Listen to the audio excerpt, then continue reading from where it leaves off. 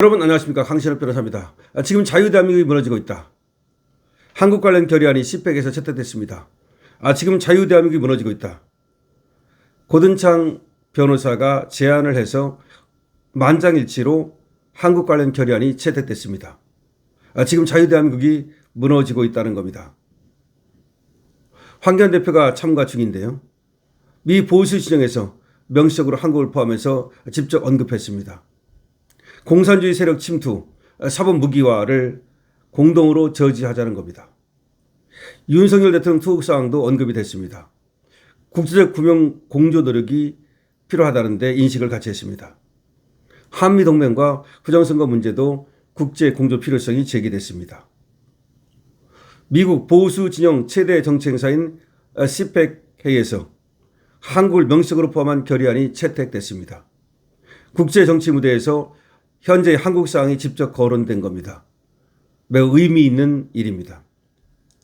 뉴스앤포스트 보도에 따르면 CPEC은 2026년 총회에서 공산주의, 민주주의 퇴보, 자유사회에 대한 법적 공세에 맞서 싸운다는 성명을 발표하면서 한국을 포함시켰습니다.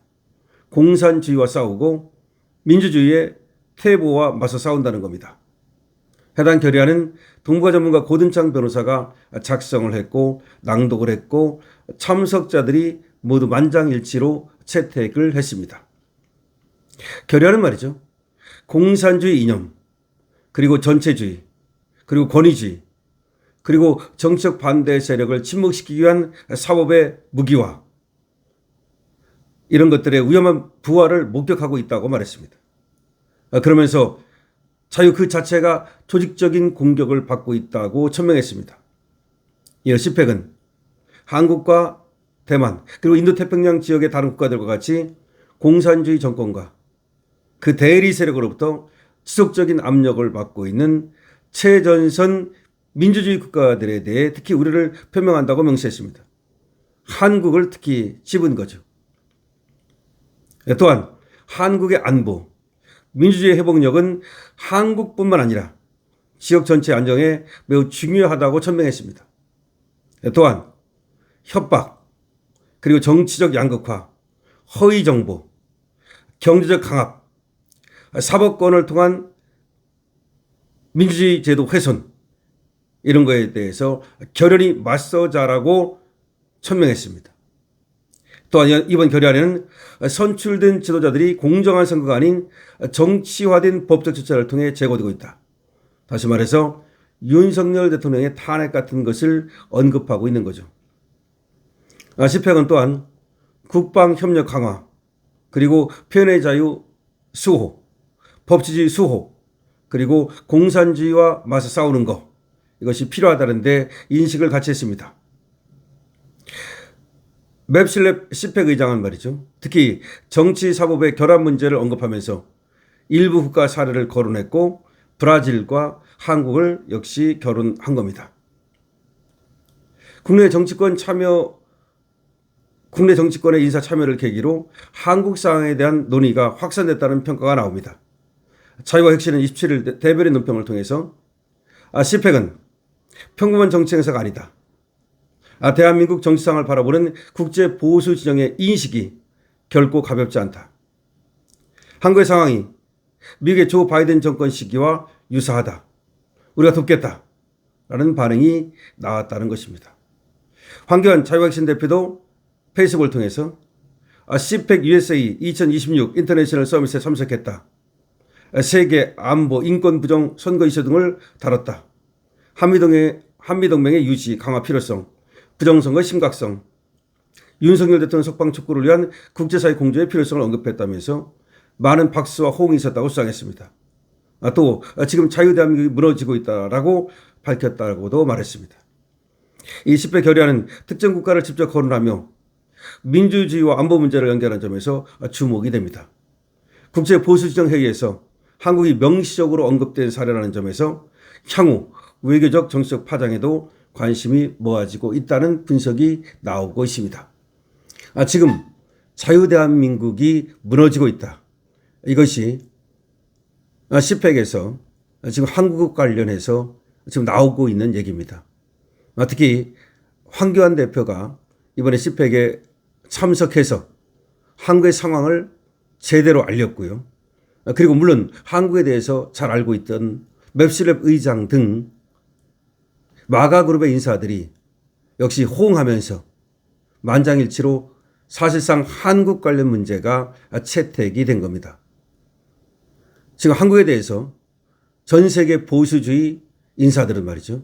많은 관심을 갖고 있고 한국의 민주주의가 무너지는 것에 대해서도 그거를 우려하는 시선으로 바라보고 있습니다. 다만 문제는 말이죠.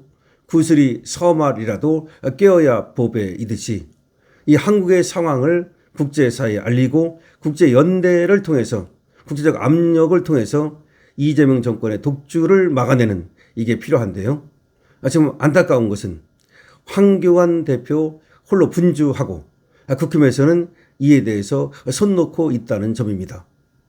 사실은 이번에도 국힘에서 참가를 해서 황교안 대표와 같이 힘을 합해가지고 사실상 대한민국에서 벌어지고 있는 이 사법의 무기화, 그러니까 검찰과 법원을 동원해서 정치적 탄압을 하고 반대파 죽이기를 시도하고 있는 이런 상황을 알리고 한국이 얼마나 지금 독재로 가고 있고 그리고 민주주의가 무너지고 있는지 이런 것들을 제대로 알렸다면 굉장히 좋았을 것이다는 생각이 듭니다.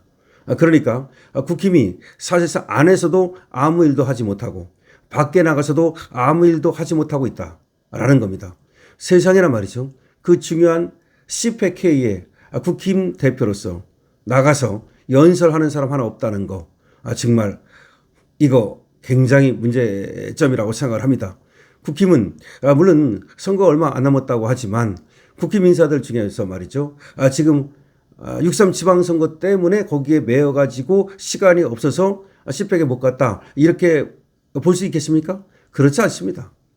전혀 지금 그거와는 관계없는데 어떻게 보면 국힘이 방향을 잃고 갈 곳을 잃고 자기들 스스로가 말이죠. 좌표를 지금 잊었기 때문에 방향을 잊었기 때문에 CPEC에 가가지고서 어떻게 말해야 될지를 몰라가지고 저렇게 하고 있는 겁니다.